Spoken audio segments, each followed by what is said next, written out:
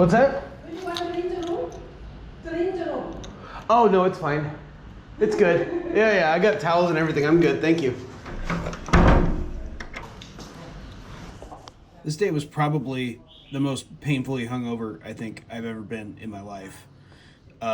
If you haven't experienced Vietnamese moonshine, which they refer to as, I believe, Ru Dao, I might have pronounced that wrong, just stay the hell away.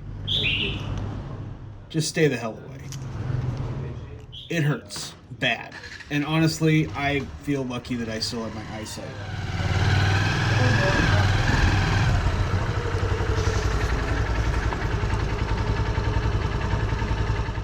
And this is in Hue, Vietnam. Big shout out to Mr. Tom and Nam Phuong Riverside Villas. Awesome place, cool dude, great people, very clean. So if you ever find yourself in Hue, Vietnam, look them up. Very affordable.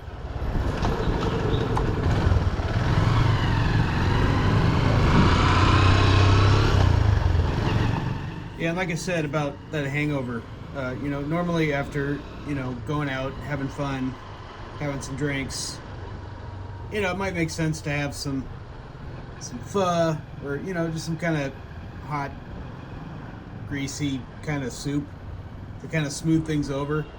But this Ru Dao hangover is something special. And I'm not a big hair of the dog kind of guy, but today I'm getting one, So the first step is to go find the delicious and famous and nutritious Vietnamese sandwich, the Banh Mi. It's hard to say. Here in the U.S. we usually just say Banh Mi and call it a day.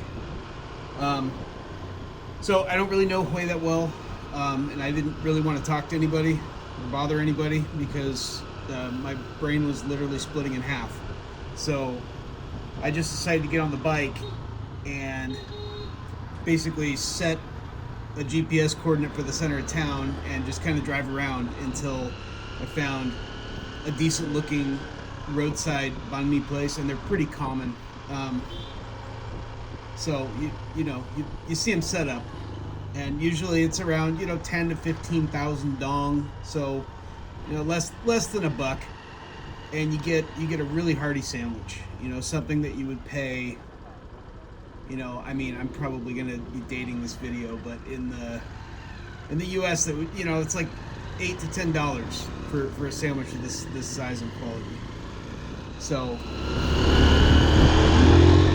and now driving in Vietnam is a very chaotic experience. You have everything from push carts and bicycles to some of the biggest tractor trailers I've ever seen in my life, all sharing the same roadway, sometimes sharing the same lane. It's crazy.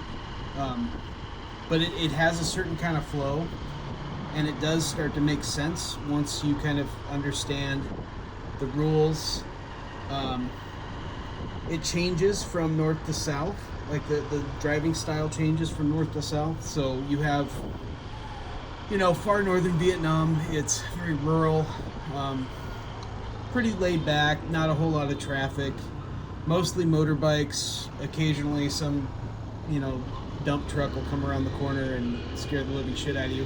But as long as you're minding your business and you kind of keep an eye out for that kind of stuff and expect it, it's not super dangerous, but you definitely don't want to be caught not paying attention. But for the most part, the traffic, like I said, is so light that big deal, But then you get into Hanoi, and it's absolutely bonkers. But again, once you figure it out, it's very zen-like almost. You just kind of like flow along with the traffic. Like you don't drive through Hanoi, you flow through Hanoi. And generally, a lot of people don't follow the rules so much. Stoplights seem to be kind of optional for a lot of people, which is kind of tough to get used to, and honestly hard to get used to when you get back to the States and you actually have to start following those rules again. I almost got myself in trouble back here because of that. But as you move farther south, it gets a little bit more. I think like the rules are followed more. But as you move south, the driving becomes a little bit more aggressive, a little more Western style. So like in Ho Chi Minh City or Saigon, it's almost like Western but crazy, if that makes sense. Like very aggressive driving, similar like lane sharing, lane splitting, just an absurd number of motorbikes. But people generally seem to follow the rules. You don't see as many like in Hanoi. You'll see people driving on the wrong side of the road, and that's common. And like in Hanoi or in the north and in Hue as well. Like if you want to make a left-hand turn, you generally just turn to the left-hand side of the road, drive into traffic until you find a gap, and then you shoot over.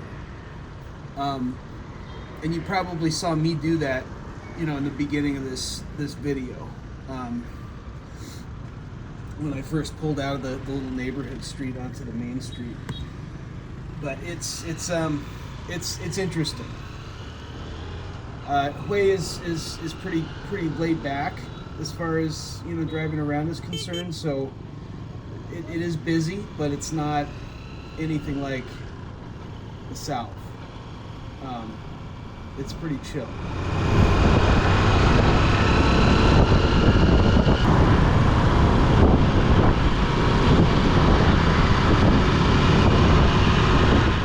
Yeah, so Hue itself is a smaller town. I wouldn't say it's a small town, but it's a smaller city, I guess, in pretty much dead center in the middle of Vietnam. It was the historic capital when the French were occupying Vietnam, and they called it, French Indochina. That's kind of where they set up shop for their capital. And over the years, it's been,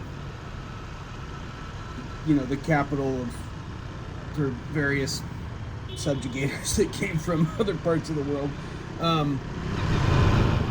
But now Hanoi is the capital. So when the Communist North won, they set up shop in Hanoi, and Hue is now just a average-sized city with a lot of history. They have the center of town is this ancient walled city with a citadel. There's a World Heritage site there that's really cool to check out. There's like a moat, which is always awesome. It's cool to see that kind of stuff. And it's still very much a functioning city. It's not just like a historical, like, buy a ticket and go tour it. Like people live there, people do business there. And I'm driving through there. So it's busy streets and it's business as usual.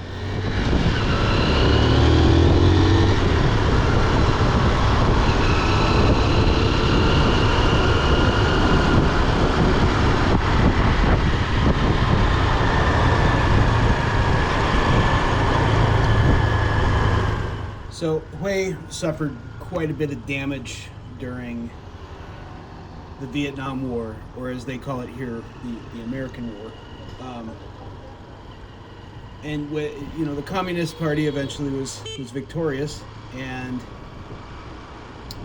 they didn't really see like a lot of the historic sites around the town as worthy of saving, because they were just relics from a feudal past, and it just didn't really fit in with the philosophy of moving forward as a socialist republic. So a lot of the stuff was became kind of dilapidated or torn down or built over, and as they were repairing the damage from the bombing. But they've since started preserving some of the sites for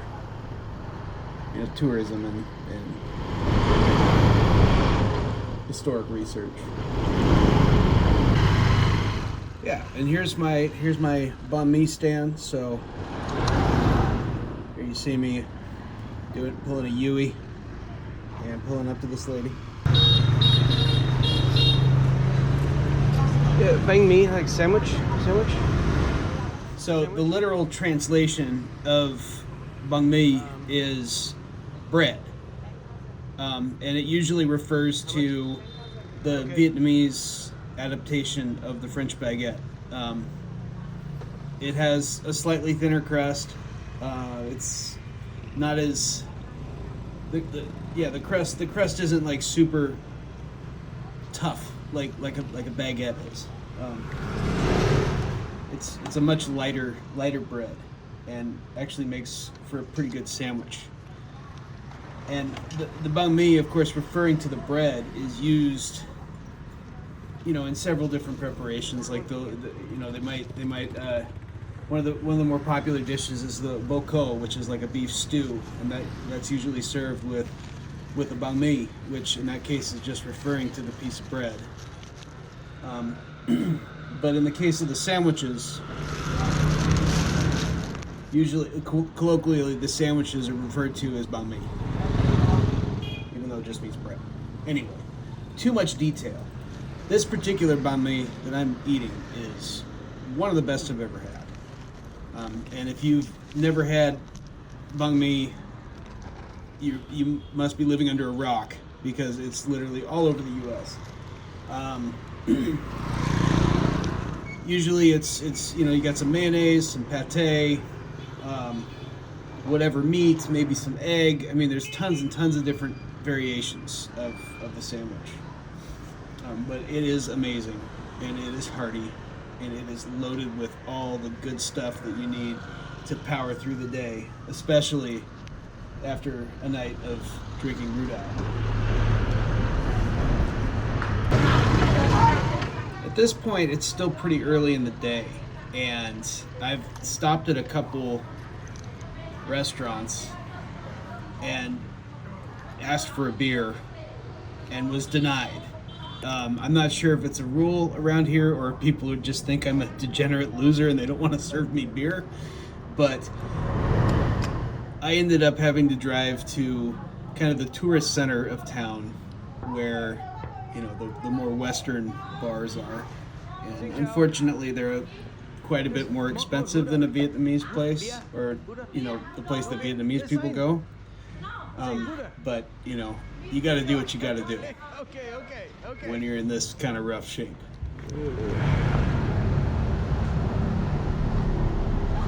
Shoot, running out of small stuff. So this is the end of this little bit of video. I didn't really continue recording after this. So I hope you enjoyed taking a trip with me through Hue and listening to me babble on about things like Banh Mi and Rudao hangovers. And I hope you join me in the next one. See ya.